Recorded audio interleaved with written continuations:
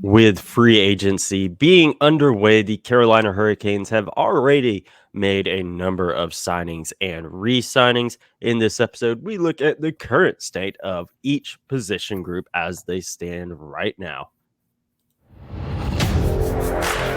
You're Locked On Hurricanes, your daily podcast on the Carolina Hurricanes.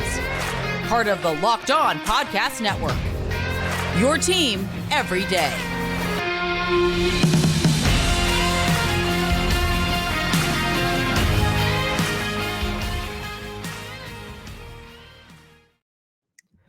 Hey there, Caniacs. I'm your host, Jared Ellis, and you're listening to Locked On Hurricanes on the Locked On Podcast Network, your team every day. And as always, thank you for making Locked On Hurricanes your first listen of this Monday afternoon. I am joined, as always, by my co-host, Andrew Schnittker. How are you doing today, Andrew? I'm doing well. It's as I said, it's still a fun time to be talking about the Hurricanes with everything that's been going on. Yes, it is. We obviously discussed in the last episode of the signings that they have made in free agency. So if you want to know our thoughts on those signings, you can go listen to that episode. And in today's episode, like I said, we will be looking at the current state of every position group for the Hurricanes. This is going to be really fun. And we're going to start out with the forward group. The Hurricanes currently have 14 forwards on their roster as of right now. And with a total salary cap hit for these forwards of $38 million, $38,359,417 And yeah, the forward position group is definitely going to be a fun one to talk about. That's for sure. Yeah, I mean, it's a little bit crowded right now. I feel like there's still going to be potentially a move to come because if you look at the acquisition of Michael Bunting and you think he's probably a top 6 forward, which I do, you've got him up there with Sebastian Aho, Seth Jarvis, Andrei Svechnikov, Martin Necas. That leaves out Teuvo Teravainen, who is still on the roster. And then you've got Jordan Stahl, Jordan Martinook, Jesper Foss. Some interesting names potentially competing for spots on that fourth line. You know, Jack Drury is still here right now. You figure Stefan Nason probably has one of those spots locked up. Vasily Ponomarev and Jamieson Reese are potentially competing for fourth line spots. So still quite a few moving parts here because you figure if the Hurricanes are going to trade a defenseman, which we'll get to, there still could be another possibly big name at forward heading in. You still feel like Teuvo Teravainen could potentially be moved out. So still a lot to look at here. Yes, there is. And you know, you hit it on the head with Bunting likely slotting in somewhere in the top 6. Obviously, you figure Sebastian Aho, he's still going to be your number 1 center. Probably still going to have Seth Jarvis up there with him as well. And then on his left side, you know, is it Teravainen if he doesn't get traded, or is it Andrei Svechnikov? That is going to be very interesting to see how things shake out. But this forward group as a whole, yeah, I do agree with you. I do think there is going to be another move or two happening. And whether or not it's a trade or another free agent signing, that's going to be interesting because as of where the Hurricanes are right now, we both have the Hurricanes cap friendly page opened up. They, as of 11:56 in the morning on July 23rd, they currently have projected cap space of $2,823,083. So, you know, they went into this offseason with a lot of cap space, and they have since, you know, used up most of it. So they are really going to have to make some or be good at their math when it comes to making these moves. So I do think Teuvo Teravainen, he's a guy that is potentially on the move. He has a current cap hit for this coming season of 5,400,000. So, you know, sizable cap hit there. I do think, yeah, he could definitely be one that's on the move when the Hurricanes make a big trade. Yeah, because then I mean you free up 5.4 million right there. If you're moving out Brady Shea or Brett Pesce, you're freeing up another 4 to 5 million. So there's a way to free up cap space to bring in, that goal scorer. Probably not going to be in free agency unless it's Vladimir Tarasenko because the options there are dwindling. Tyler Bertuzzi signed a 1-year deal with the Maple Leafs yesterday, so that's no longer an option. The thing that's interesting to me, say you move out Teravainen and you bring in one more good forward, would have to be a center for this to work. But say you bring in like an Elias Lindholm, a potential 2C or even a potential 3C behind Kokoniemi. So you build out your top six, you build a third scoring line. You could probably use Stefan Nason to help with that. And then all of a sudden, Jordan Martinook, Jordan Stahl, and Jesper Foss becomes your fourth line. And you could still, deploy them in similar ways, matching up against the other team's top players. But you become a really, really, really deep forward lineup if you can find a way to make that happen. Yeah, I agree. I think that is probably something the Hurricanes are probably going to look to do. They did say, I believe it was in Don Waddell's exit interview for the season, that they were going to be looking, to add scoring. And I think that's a very strong possibility of them doing that. And I still like the move, for Elias Lindholm. I think you move Teravainen up there, along with maybe prospect draft pick, a pretty nice package for Calgary because they're gonna want a decent return there. But one thing that is interesting with Teravainen is that he does have that modified no trade clause. So that's going to be an interesting one because I didn't realize that until we pulled this up. And then it has that next to his terms of having that modified no trade clause. Yeah, it says he can submit a 10-team no trade list. I don't know if Calgary would be on that or not. Sometimes players do have Canadian teams on there just because they don't want to move that far. They don't want to play in the Canadian media markets.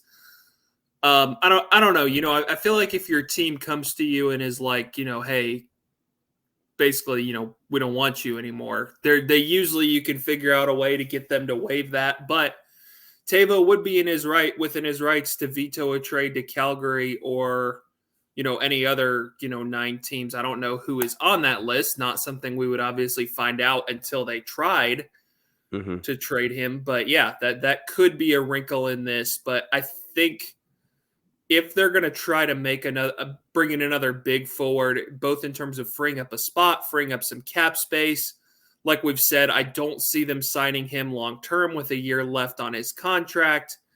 Didn't have the greatest year last year, but I think still brings plenty of value in a trade. This is probably a good time to try to move on from him. Yeah, I agree. And, we'll see what happens with that. There's still a lot of off season left. So, anything can happen. We've seen the past few episodes, stuff will happen while we're recording. So anything can happen right now. But as of where we are right now at noon on July 3rd, current state of the Carolina Hurricanes forward group, just using the American public education system grading system, I would probably give the forward group right now B, yeah, a good B, or B or B plus. That's where I'd put that right now because it is by no means bad. It is a dangerous forward group. We know what they are capable of, but yeah, it feels like they need that one goal score to put them over the edge or over the hump into that A level forward group territory. Yeah, I'm not gonna add much more to what you just said because I completely agree. That BB plus for me, it's a really good forward group, especially for the regular season. I think they can certainly win the Metropolitan Division again, as is with this forward group. Mhm. Like you said, though, they're missing that elite goal scorer to get them over the hump, like they tried to get last summer with Max Pacioretty. Obviously didn't quite work out. I think Michael Bunting is a really nice addition, but he's not Mhm. quite that guy. Um, so yeah, B plus. If they can add that goal scorer, it goes to AA plus pretty quickly, I think.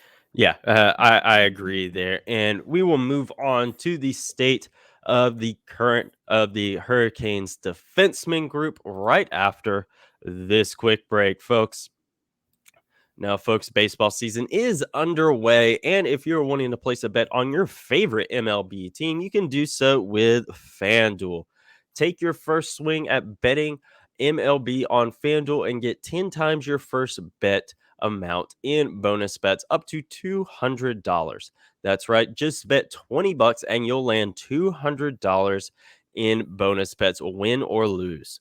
That's 200 you can spend betting on everything from the money line to the over under to who you think is going to hit the first home run. All that on an app that's safe, secure, and super easy to use. Plus, when you win, you get paid instantly. There's no better place to bet on the MLB than FanDuel, America's #1 sportsbook. So sign up today and visit fanduel.com/locked on to get up to $200 in bonus bets. That's fanduel.com/locked on. FanDuel, official partner of Major League Baseball. Now, the Hurricanes defenseman group. This is an interesting one because we do know of another move that will be happening in the coming days. That is, of course, the Hurricanes trading for Tony DeAngelo from Philadelphia. We kind of already know the terms of that trade. It was going to be a prospect. I believe you said it was an unsigned prospect as well. And then Philly retains 50% salary. And yeah, we're just kind of having to wait for that one because it has to hit a certain date. I believe it was July 7th or July 9th or something like that. So yeah, we know that's going to happen. So we're just going to kind of lump that in here as well. But at the current state of the Hurricanes defensemen, as of recording, they are at a total cap hit of $28 million. Or 28,367,500. I messed it up again. And this is a very dangerous defenseman group, especially with them signing Dmitry Orlov.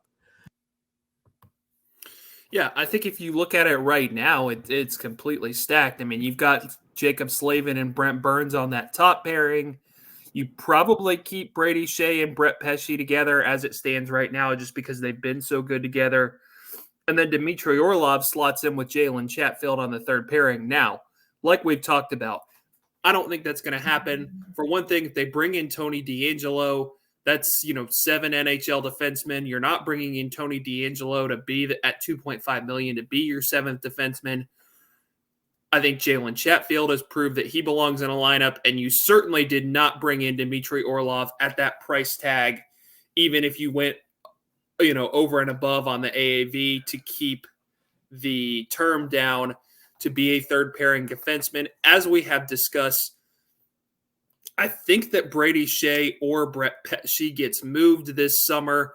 Potentially both if the Hurricanes make the trade that they are apparently still in on, which is Erik Karl, which would be bringing Norris Trophy winner, 100-point scorer Erik Karlsson in from San Jose. But for now, let's say that doesn't happen. Let's say just one of Brett Pesce or Brady Shea gets moved. I still really like the state of this blue line, especially with adding Orlov, because I think if you moved on from Shea or Pesce without doing something like this, especially with bringing DeAngelo in, you ran the risk of taking a pretty big drop off defensively with that group. I think with adding Orlov, that's not as much of a risk. Say Brady Shea gets traded, Orlov goes to next to Brett Pesce, makes that pairing better. No disrespect to Brady Shea, but I think Dmitry Orlov is a better player. Say Pesce gets traded. I think Orlov could play with Chatfield. I think Orlov could play with Tony DeAngelo, and he's not Jacob Slavin, but I think he's much better suited to cover for some of DeAngelo's defensive lapses than a Jalen Chatfield is. And then Shea plays with Chatfield. So obviously, as it stands right now, it's stacked, probably saying goodbye to either Shea or Pesce. But even with that assumption, I still really like this group. Yeah, I really like it as well.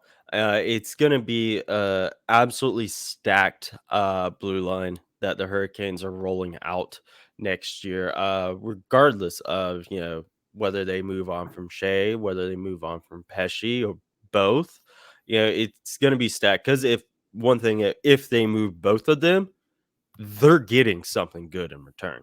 They're not gonna trade both those They're getting guys Erik Karlsson. for nothing. And with and in here looking at the cap friendly thing, very much like Teuvo Teravainen, which could be interesting, is Brady Shea has that modified no trade clause. Brett Pesce does not have one at all that is listed, so Pesce would be the easier one to move. But Shea does have the higher salary hit at 5,250,000. Pesci has a 4,025,000 cap hit. So both obviously make more than you and I do. But yeah, sizable cap hits for both those guys. And yeah, it's going to be very, very interesting to see what they do. I do think, regardless of what they do, move wise, whether it's Shea, whether it's Pesci, if the other trades, just kind of fall through, and they end up having both of them, and it's DeAngelo on that third pairing with Jalen Chatfield, or no, because yeah, or if Chatfield ends up being the odd man out, the extra defenseman. Excuse me, I totally forgot about Orlov there for a second. I do think, regardless, this is an A level defenseman group. I think what will change it, whether it's A minus, solid A plus, is simply just going to depend on these moves that are going to be made within the coming days and weeks. And then, of course, they did extend that qualifying offer to Dylan Coghlan that so far nothing has came out about. Yeah, I mean, if they do, he's probably just your number 7 defenseman, solid depth, especially with not having an AHL team this year. Yeah, I like this group. I think it's an A plus, especially as it stands right now. I mean, the thing of it is, you look at their cap space right now. Even if you factor in, $2.5 million for Tony DeAngelo, you could just go into the season with this group. I mean, with say Shea and Pesce together, or Shea and DeAngelo on the third pairing, and Orlov and Pesce, or Orlov and DeAngelo. And you could do that. That wouldn't be super ideal because I think you still have needs up front, and you wouldn't really have very much cap space at all if you did that. But they could do it, and it's certainly an A plus defensive group, even with the expected subtraction of Shea or Pesce, and the addition of DeAngelo, who obviously brings a lot from an offensive / puck moving standpoint, but obviously has significant flaws from a defensive standpoint. I think I still give this group an A minus. Yeah, I do as well. I think, it wouldn't surprise me necessarily if they ended up rolling with this group, because it is a good group. And it's not one that there's a glaring hole, like, all right, that one needs to be fixed, or anything like that.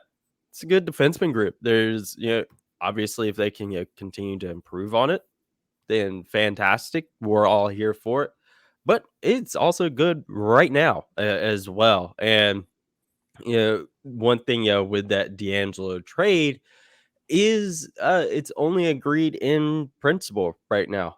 Nothing has been signed. There's nothing that is necessarily holding, these two teams, the Hurricanes and the Flyers to following to, still going through with this trade. Obviously, we're pretty confident that it will happen, but it's not one that is, finalized, so it's not something that can necessarily happen right now. Something that could come along where the Hurricanes are like, never mind, we don't want to do this, or the Flyers could get a better option, and they could, find someone that's willing to take on all of D'Angelo's salary, and the Flyers don't have to retain anything, like nothing, is Yeah. dead set on that trade right now, but we both definitely think it's still going to happen.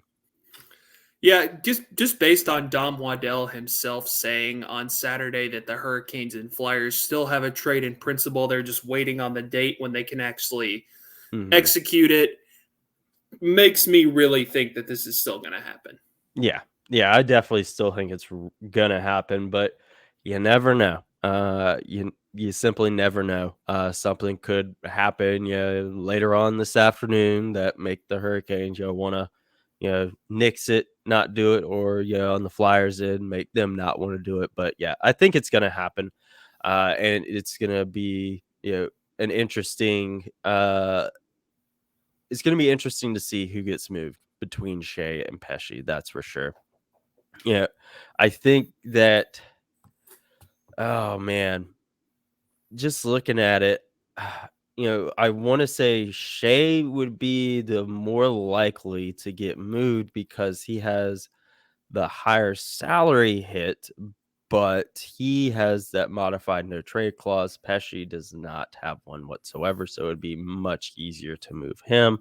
But man, I don't know who would be more likely to get moved. There's been more rumblings about Pesci though. So, Yeah, I mean, if it were me, I'd rather move Shea just because I think, Orlov is more of a like for like replacement, just a better one as that left mhm, shot puck moving defenseman. You're moving something out in terms of that right shot, more shutdown guy that you don't really have if you move Pesci. I think, like you said, Shea clears up a little bit more cap space. There's also just again the factor that we talked about of Pesci being a homegrown guy. I don't know how much this current front office is going to value that because he's not their homegrown guy. They didn't draft him, but still been here for a long time. You'd love to see him be able to stay.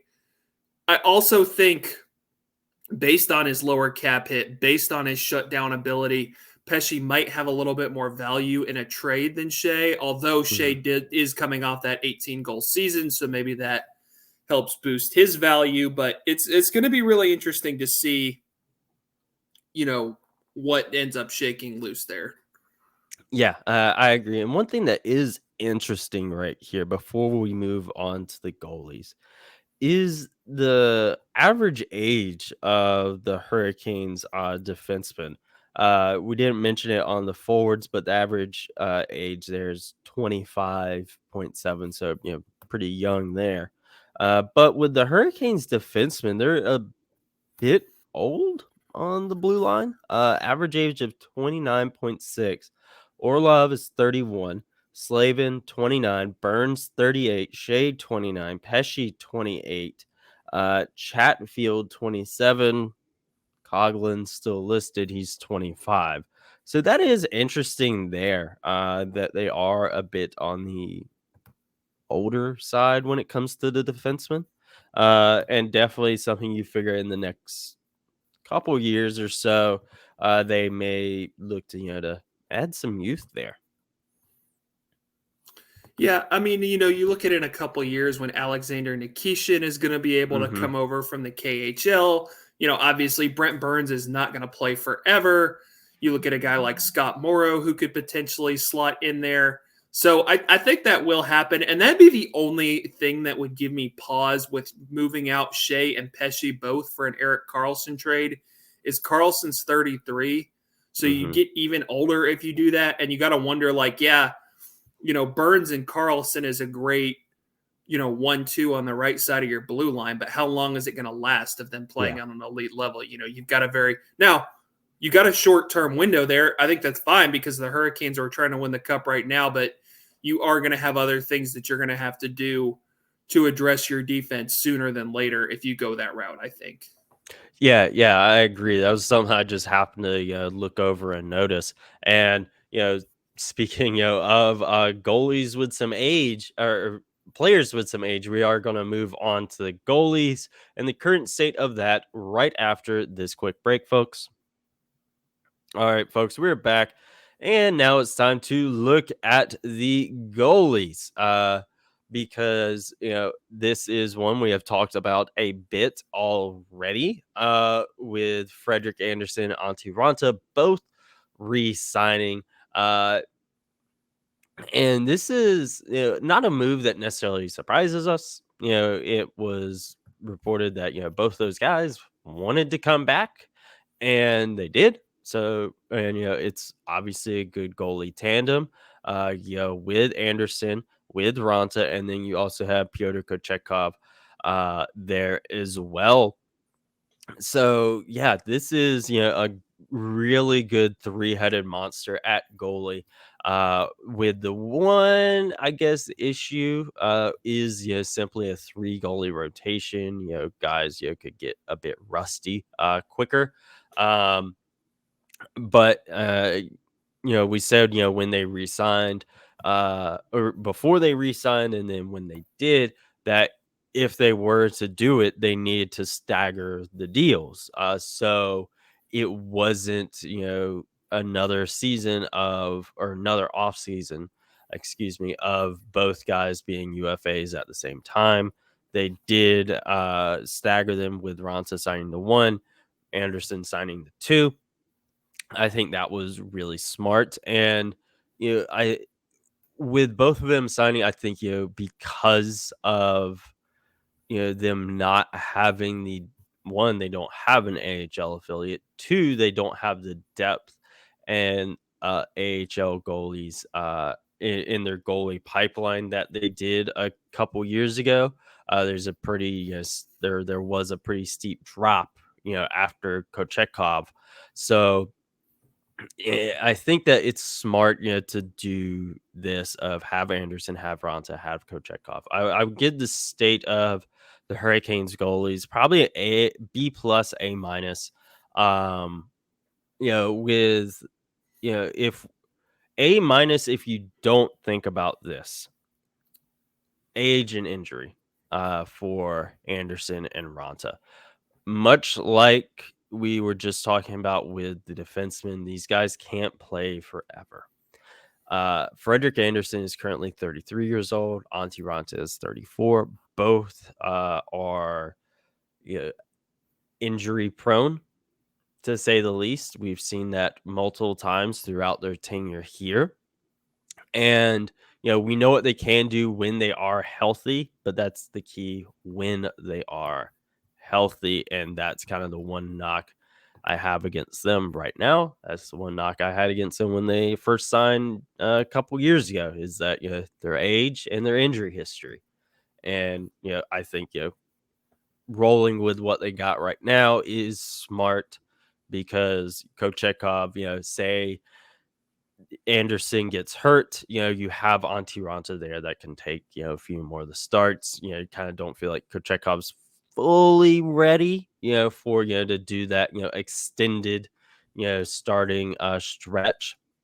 Whereas Raanta, we know he's done it before. We know he can do it. Kochetkov's still a bit unproven in that regard. So I would probably say, B plus, A minus, kind of in that range for the goalies for me. I really like them. If they're healthy, it's an A, but that's the thing. Are they healthy? Yeah, I think it's B plus, A minus for me too. I think the thing about are they healthy is why you end up bringing back Anderson and Raanta both to give you that insurance along with Kochetkov. They've needed all three in recent years, probably will again this year. Yep.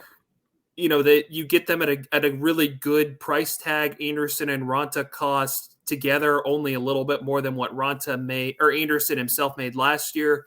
You look at all three NHL caliber goalies together, cost you a little less than $7 million. So that works really well for you. I think you've got a lot of options here, like we've talked about. If Anderson and Ranta are healthy, both playing well, you need to get Kochetkov some games. You'll have options in terms of loaning him to someone else's AHL team. If, Kochetkov is ready to be the guy, part of the top two, well, Ranta's making the least money out of all three and is a pretty chill veteran guy. So you can probably make him the frequent healthy scratch spot starter, number three. And having all three of these guys, allow, if you think Frederik Andersen is your number one, your guy going into the playoffs again, having all three guys allows you to keep him healthy, keep him fresh. So I like what the Hurricanes are doing here. I give it a B+, A- as well. Yeah, I really like what they're doing here. And one thing is you got two really good veteran goalies there in Frederik Andersen and Antti Ranta. And then you have Pyotr Kochetkov, young kid, and I think he's having both those guys there to learn from him, or learn from for him. I think that's really, really good for him in terms of his development as well. And both being pretty chill guys as well, because we had seen in the past, Kochetkov, can be a bit hot-headed at times. So, having both those guys there, to continue to learn from, I think that's good there. Setting him up well for the future. Good guys, to pick their brains and all that. I think they're really good there. But yeah, A B+. But the Hurricanes roster as a whole, that's interesting because we know there are still going to be moves that are going to be made. The D'Angelo trade that we've talked about already is pretty imminent. And then, do they make an Erik Karlsson trade? Do they sign Tarek Cinco? What else do they do? But at the current state of this Hurricanes roster, I think I would give it an A-, with the big caveats there, being this stuff we talked about. Forwards needing that elite goal scorer, and the goalie's health, and that kind of being the big thing there for me. I know we talked about age for the defenseman, and that is a concern there as well, but that's more of one that's a little bit down the road, not right now. But as we're sitting here going on 12:30 in the afternoon, I would probably give this Hurricanes roster an A- grade. Yeah, I agree. For all the reasons you just talked about, I agree. Yeah, and I do think it can definitely be one that can easily go up to A+. They add that goal scorer and they make that big trade or whatever. They can easily contend with the roster they have now. They just made it to the conference final, and adding Orlov, adding Bunting, those are really nice additions. Do they get them over that Stanley Cup hump? I don't know. Again, I do feel that they need to add that elite goal scorer, and that is the one thing that they really need to do now. Moving forward with this offseason, whether it's trading for Lindholm, signing Tarasenko, whatever it may be, I do definitely think that they need to add that. But, as we've seen, with the offseason, it's something you just got to wait and see. You can't rush the stuff. We're not on those phone calls. We're not in those email threads and all that. We just kind of got to wait and see what happens. But, are there any other things that could improve this roster for you, Andrew? No, I mean, I think, adding that goal scorer is pretty much what I want to see right now. I think depth-wise, overall construction-wise, it's pretty well set up. I mean, like you said, it's a group that just made it to the Eastern Conference Final, didn't really lose anyone of note. adds Bunting, adds Orlov, adds Andrei Svechnikov back healthy. So, no, I mean, other than adding that goal scorer to help you get over the hump, I think this is a really, really good group that I like. Yeah, it is a pretty darn good group, and I'm excited for opening night.